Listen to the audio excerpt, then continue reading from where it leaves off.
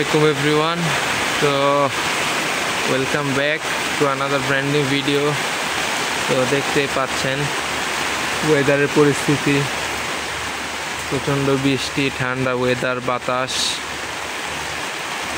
তো আজকে আমরা আরও একটি ইনফরমেটিভ ভিডিও বানাতে চলেছি। সেটা হচ্ছে আসলে বৃষ্টির দিনে বা ঠান্ডা ওয়েদারে আসলে আমরা আমাদের লফটে বা কবুতরকে আমরা কিভাবে ভালো এবং সুস্থ এবং ঠান্ডা থেকে মুক্ত রাখতে পারি। তো কথা না বাড়িয়ে চলেন ভিডিওটা শুরু করি।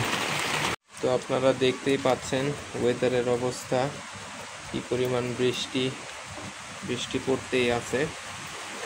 তো আসলে এই টাইমে যেহেতু ঠান্ডা ওয়েদার, তো কবুতরকেও একটু এক্সট্রা যত্ন নিতে হয়। আসলে যেহেতু ওয়েদার ঠান্ডা, তো কবুতরগুলো স্বাভাবিকভাবেই ওয়েদারের সাথে স্যুট করতে চাবে না, বা কবুতরগুলো একটু ঝিমাবে। তো আসলে করণীয় কি? তো আপনারা দেখতেই পাচ্ছেন এই যে আমার কবুতরগুলো, আলহামদুলিল্লাহ একটা কবুতরও কোনো প্রকার ঠান্ডা বা ঝিমানি কিছু নাই, মাশাআল্লাহ, আলহামদুলিল্লাহ। তো আসলে আমি যেটা করি সেটা হচ্ছে বৃষ্টির দিনে কবুতরকে ঘন ঘন গোসল দেই না, এটা হচ্ছে প্রথম কথা। দ্বিতীয় কথা হচ্ছে কবুতরকে বৃষ্টির দিনে বা ঠান্ডার দিনে একটু গরম খাবার দিতে হবে। সেটা হচ্ছে কুসুম ফুলের বীজ অথবা খাবারের সাথে একটু সরিষা। আমরা অনেকেই একটা ভুল করে থাকি, সেটা হচ্ছে দেখা যায় ঠান্ডার দিনে খুব ঘন ঘন কবুতরকে ঠান্ডার ওষুধ খাওয়াই। তো আসলে ওষুধ যত কম খাওয়ানো যায় কবুতরকে ততই ভালো। আসলে বেশি পরিমাণ ওষুধ খাওয়াইলে কবুতরকে দেখা যায় কবুতর অসুস্থ হয়ে যায়। তো আপনারা দেখতেই পাচ্ছেন আমার কবুতরগুলো কতটা অ্যাক্টিভ। তো আসলে কবুতরকে যদি আপনি যথাসময়ে যথা ট্রিটমেন্ট দেন তাহলে আসলে কবুতর সুস্থ থাকবে, আদারওয়াইজ কবুতর অসুস্থ হয়ে যাবে।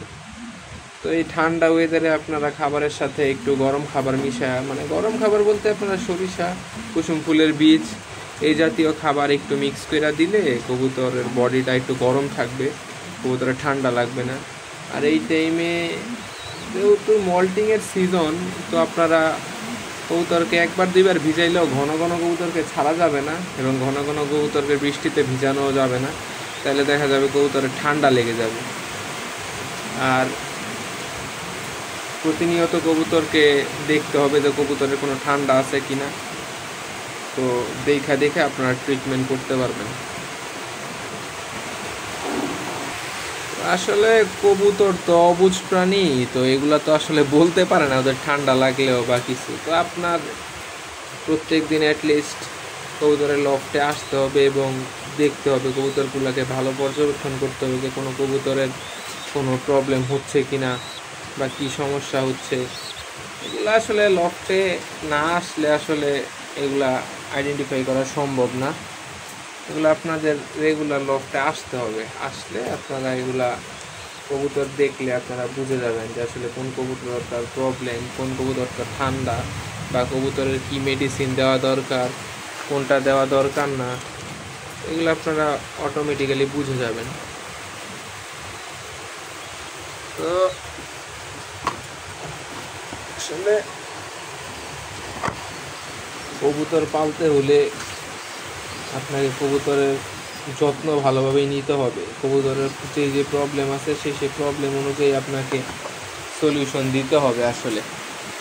আর যদি না দেন তাহলে দেখা যাবে কবুতর অসুস্থ হয়ে যাচ্ছে, কবুতর ঝিমাইতেছে, ঠান্ডা, এই নানানবিধ সমস্যা আপনি দেখতে পারবেন আসলে আর কি কবুতরের মধ্যে।